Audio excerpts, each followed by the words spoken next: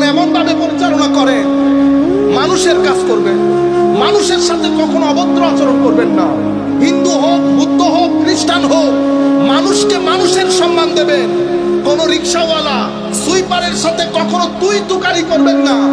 ভালো বংশের পোলাপাইন কখনো মানুষের সাথে বেয়াদবি করেন। এটা হলে কি হবে? আপনার জীবন এনার্জেটিক হবে। আপনার জীবনে দুই ধরনের এনার্জি দরকার। কয় ধরনের এনার্জি? দুই ধরনের। দুনিয়া যদি এখানে থাকেন, এখানে কিছু জিনিস তো আপনার দরকার হবে। টাকা দরকার হবে, খাওয়া দরকার হবে, মা বাবা আত্মীয় স্বজন দরকার হবে, কিন্তু আপনার টার্গেট কোনটা? আপনার টার্গেট কিন্তু এখানে কেউ না।